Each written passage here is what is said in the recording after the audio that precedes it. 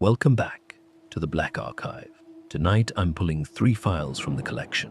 3 files that share one deeply unsettling thread: children's drawings. That turned out to be warnings. One submission includes a recovered sketchbook from a babysitting job in Calabasas.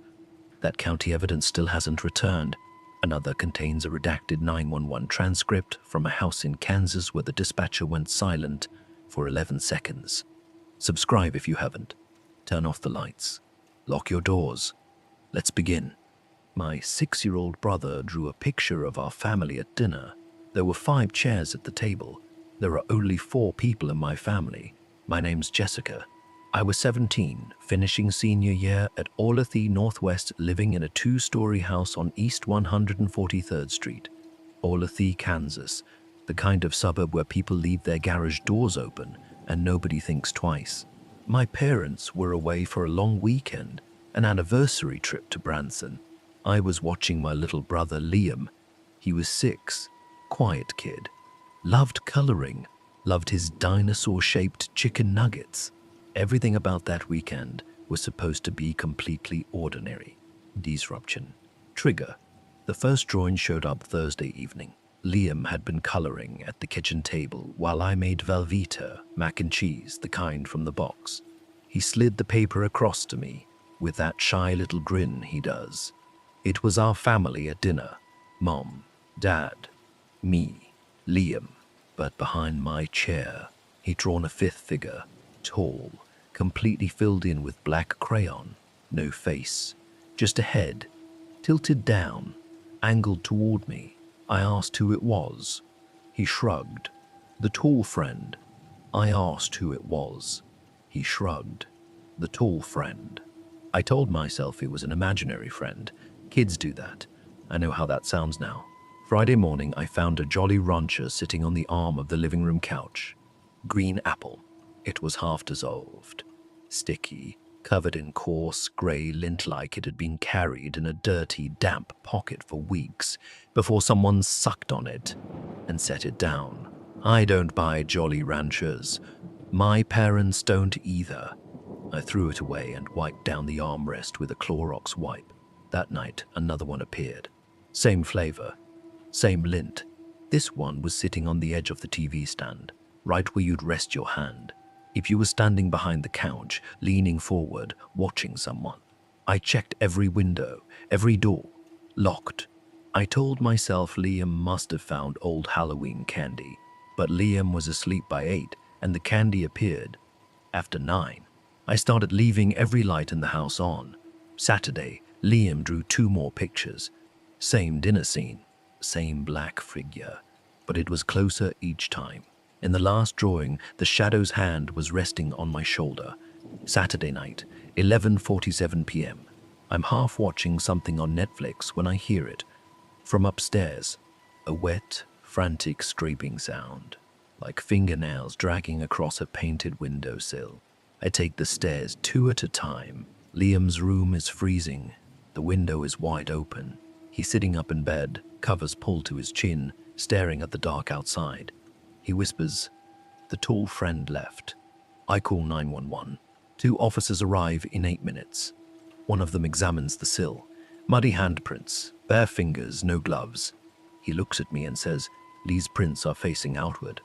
I didn't understand at first. Then it hit me. Outward, palms pressing against the sill. From inside the room, not someone pulling themselves in. Someone pushing themselves out. They checked the crawl space access panel in the hallway. The cover was loose. Inside, they found a sleeping bag, empty water bottles, a pile of green apple Jolly Ranchers, and a stretch of insulation, flattened by a body. Someone had been living underneath our house, coming up at night, through the vents, standing behind me in the dark while I watched TV, leaving candy. They never caught him. Officers swept the yard, the neighbors' yards, 3 blocks in every direction. Nothing, just bare footprints in the mud, trailing toward the tree line behind our property. I sat on Liam's bed, holding him against my chest, and I could not stop shaking. My parents came home the next morning. We moved out within 2 months. Liam doesn't draw anymore, not at all.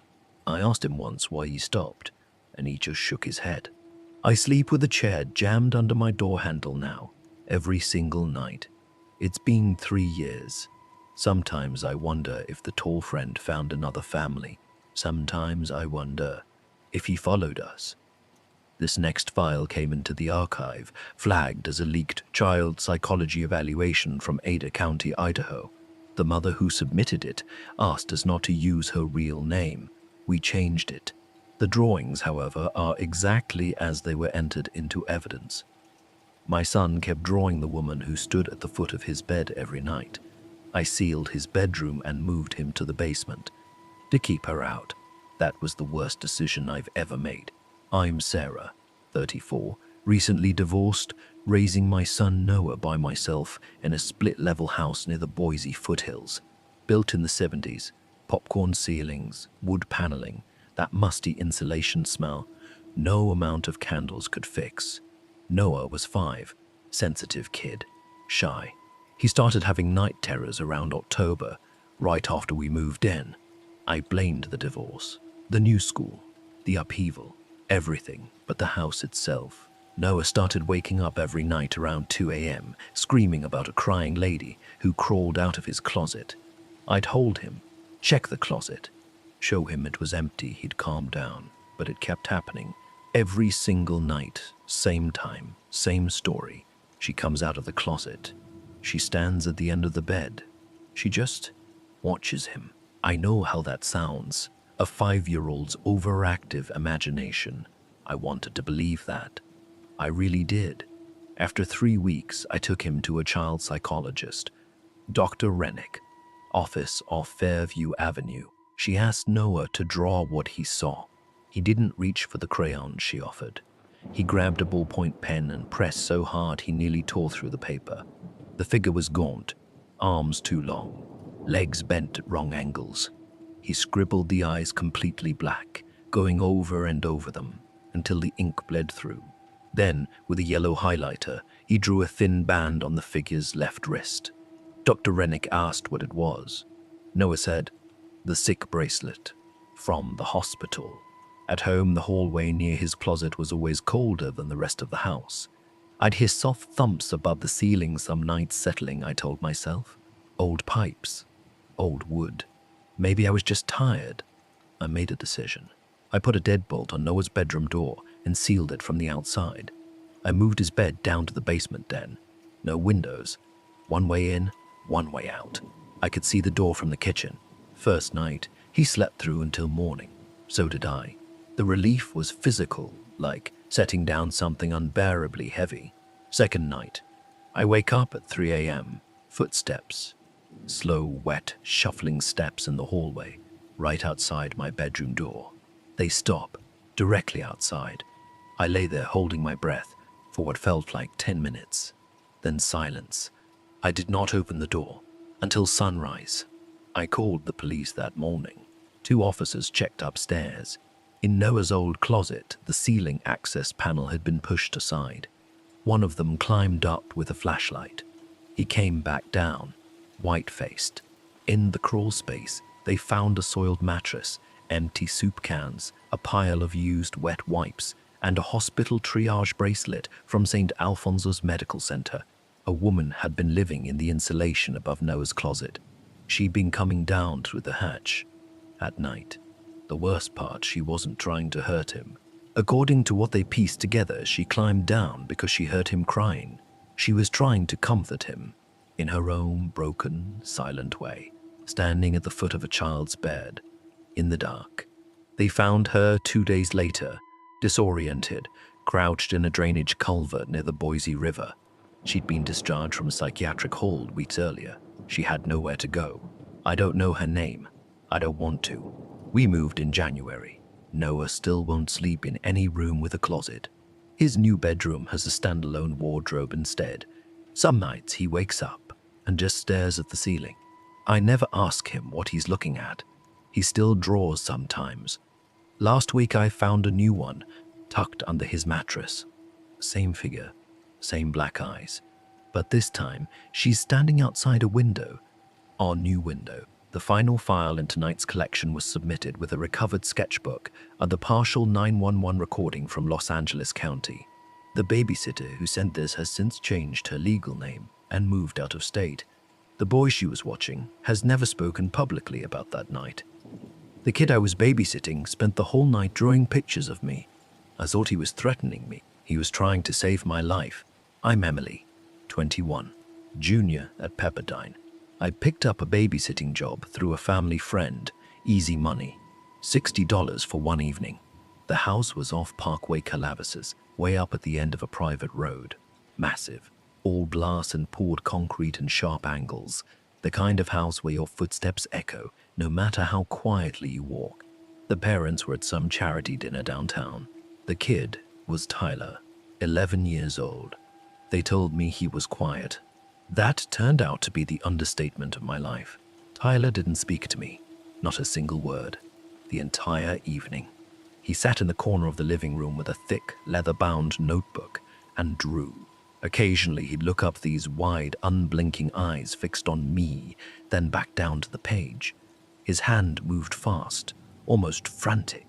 I tried talking to him twice. He shook his head both times and kept sketching. I figured maybe he was on the spectrum. I let it go. Around 9 p.m., I tell Tyler to head to bed. He closes the notebook, places it on the kitchen counter, and walks upstairs, without a word. I wait 10 minutes. Then I pick it up. The first few pages were normal. Trees. A dog. Then they changed. It was a flip book, drawn in sequence. The first frame showed a girl sitting on a couch. My couch. My hair. My hoodie. He'd drawn the Pepperdine logo on the front. In each following frame, a shape appeared in the hallway behind her. Tall, dark, featureless. Each page. It moved closer. By the 20th frame, it was standing directly behind the couch, towering over her, arms hanging at its sides. My throat closes. I flip to the last page. The figure is reaching forward. I look up. The house is silent. Every window is a black mirror. I can see the hallway reflected in the sliding glass door behind the TV. It's empty, I think. I go upstairs to confront Tyler. The hallway is dark. His door is cracked. I push it open and look down. On the hardwood just inside the doorway, a knife, a wished-off chef's blade, heavy German steel. It was resting on a folded, damp paper towel so it wouldn't make a sound against the floor. Placed there, on purpose. I call 911. My hands are shaking so badly I can barely dial. The operator tells me to breathe. Then she says something that changes every assumption I'd made about the night. She says, "Go back to the notebook." The last page. Look at what the figure is wearing. I open it again. I'd missed the detail in my panic. Tyler had drawn a mask on the figure, a hunting mask, with mesh over the eyes, and the figure's hands weren't empty. They were holding a coiled rope. Tyler hadn't been threatening me. He'd been drawing what he could see from the top of the stairs. The man was real. Tyler took the knife from the kitchen and placed it by his door, hoping I'd come up, hoping I'd find it, hoping I'd understand. Police arrive in 7 minutes. They find the back door unlocked. Muddy boot prints in the garden mulch beneath the living room window. A hunting mask discarded in the bushes at the end of the driveway. The man is gone. He had been inside the house. He had been standing in the hallway behind me while I sat on that couch reading a child's desperate warning. I never went back to that house. I never babysat again. Tyler's parents filed a police report. No arrest. No suspect identified. I still have the notebook. I don't know why I kept it. Maybe because a nonverbal 11-year-old boy tried to save my life with a pencil and a stolen kitchen knife, and I almost didn't listen. The 911 operator told me one more thing before she hung up. She said the back door wasn't forced open. Whoever came in had a key. That closes the archive for tonight. 3 drawings, 3 warnings. No one believed until it was almost too late. If you've experienced something you can't explain, something a child tried to show you, submit it to the Black Archive. Subscribe, hit the bell, lock your doors, and check your closets before you turn off the lights. I'll see you in the next tape.